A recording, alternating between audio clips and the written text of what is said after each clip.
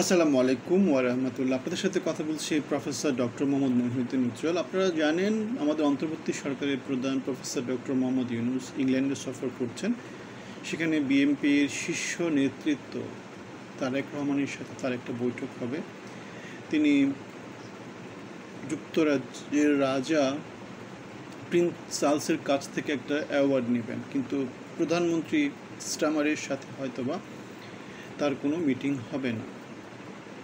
তার যে বিশাল সফর সঙ্গীদের নিয়ে তিনি এই যে 10 মাসে 11, 12, 13 যে মিটিংগুলো করেছেন, যে সফরগুলো করেছেন, সেই সফরগুলো বাংলাদেশকে কী দিয়েছে সে ব্যাপারে আমরা যথেষ্ট সন্দিহান। সুতরাং ট্যাক্স পেয়ারদের এই টাকাগুলো এগুলো বেসিক্যালি তসরুপ করার মতোই একটা ঘটনা হচ্ছে, যেমন করে হাসিনার সময় হতো।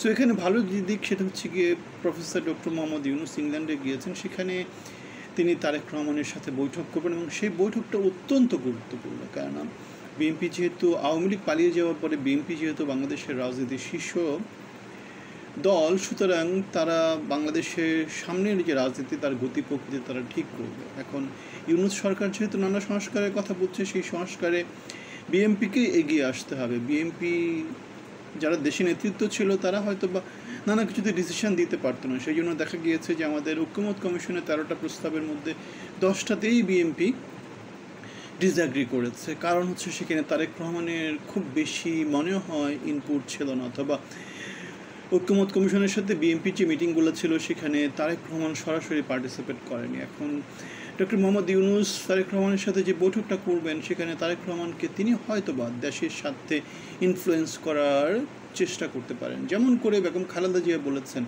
দেশের স্বার্থে ডক্টর ইউনূসের সঙ্গে কোনো বিরোধে না জড়িয়ে সহনশীল হন। তিনি বিএনপিকে দিক নির্দেশনা দিয়েছেন। আমরা এই যে চারদিকে নানা রকম কার্যক্রমগুলো হচ্ছে সেগুলো থেকে আমরা মোটামুটি এই জিনিসটা ধারণা করতে পারি। কেন বিএনপির রাজনীতি আমরা অনেক বছর ধরে দেখেছি, বিএনপির রিভোল্টের আমরা শক্তিমান অংশী। আমরা জানি বিএনপি বাংলাদেশকে কখনো ডিজোন করবে না, বাংলাদেশের সফলতার সঙ্গে তারা থাকবে, স্বাধীনতার সঙ্গে তারা ছিল, উন্নয়নের পথে তারা ছিল। সুতরাং বিএনপির কাছ থেকে বাংলাদেশ গঠনমূলক রাজনীতি পাবে সেটা আমরা আশা করি, এবং সরকারের যে 13টা সংস্কার প্রস্তাব আছে সেগুলোতে বিএনপি ঐক্যমতে আসবে সেটা আমরা আশা করি। কেননা জনগণের মতকে তো তারা ডিজোন করতে পারে না। আর আমাদের অন্তর্বর্তী সরকারের মনে হয় একটা পরিকল্পনাও আছে যে বিএনপি বা রাজনৈতিক দলগুলো যদি ঐক্যমতে না আসে সেক্ষেত্রে তারা গণভোটে যাবে। সুতরাং সব দিক বিবেচনায় আমাদের কাছে যেটা মনে হচ্ছে তারেক রহমানকে আমার অনেক বেশি ম্যাচিউরড মনে হয়। আর 17 বছর তাকে অনেক কিছু শেখানোর কথা না।